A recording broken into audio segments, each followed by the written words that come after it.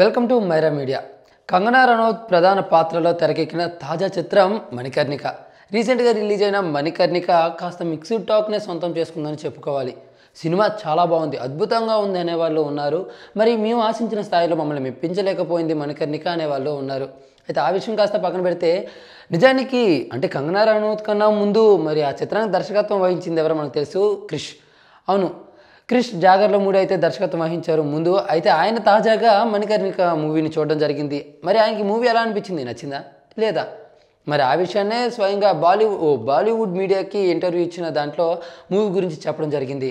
దాంతోపాటుగా కొన్ని నిజాలను అయితే చెప్పారనే అనుకోవాలి క్రిష్ గారు.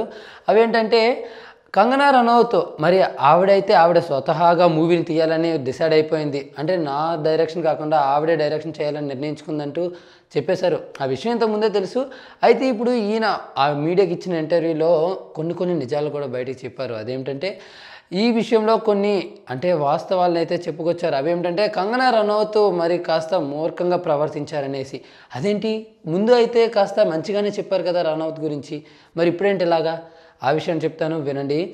నేను మూవీని చూశాను, నాకు మూవీ అంతగా నచ్చలేదు. నిజానికి ఈ మూవీ షూటింగ్ 70% చేసింది నేను, 30% ఆవిడ చేసింది.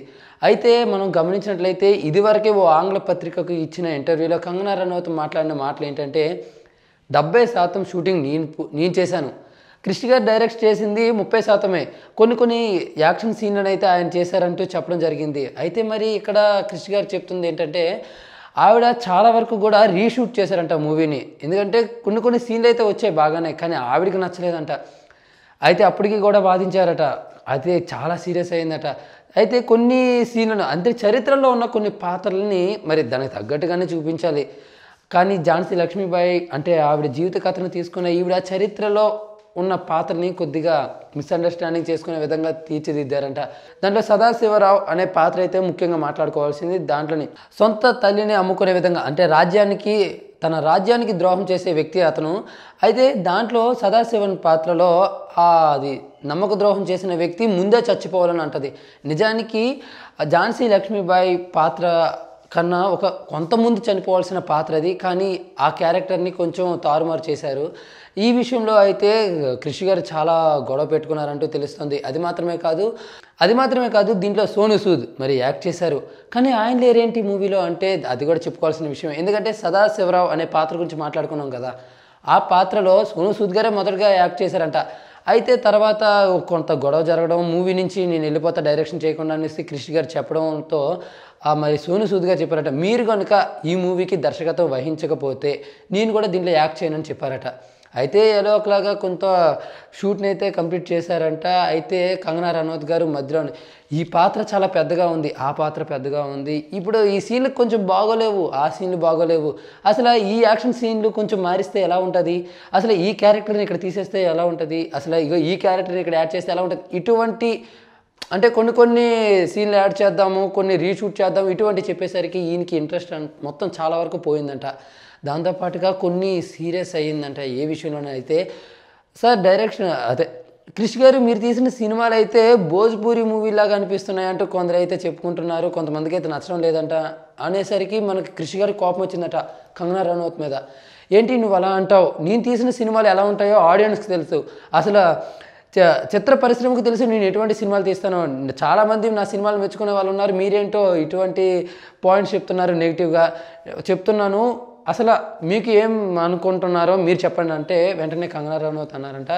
అయితే నేను కొంచెం సినిమాని ఈ విధంగా తీయాలని ఆశపడుతున్నాను అనేసి చెప్పేసరికి అంటే వేరే విధంగా ఆయనకు అర్థమైంది, చరిత్రని కాస్త వేరే విధంగా రాయడం అసలు చాలా తప్పు, దీంట్లో ఆవిడ చేయొద్దు అంటే ఒక వేలు పెట్టడం ఆయనకి నచ్చపోయేసరికి అసలు ఆయన సినిమా నుండి వైదొలగడానికి కారణం అదే అంటూ మరి ముఖ్యంగా ఆయన చెప్పడం జరిగింది. ఏది ఏమైనా కూడా మరి ఆవిడ సొంతంగా ఆలోచించి ఆవిడ డైరెక్షన్ చేయాలని డిసైడ్ అయ్యారు కాబట్టి నేను కలగజేసుకోవడం కరెక్ట్ కాదనిపించి మరి ఆయన 70% షూట్ చేసినా కూడా చాలా వరకు కూడా రీషూట్ చేసేసి కొన్ని సీన్లను అయితే ఆవిడ కొంచెం గిల్టీగా చూపించారు మూవీలు అనేసి మరి క్రిష్ గారు ఆవేదనతో చెప్పడం జరిగింది. కాస్త సీరియస్గానే చెప్పారని మాట్లాడుకోవాలి.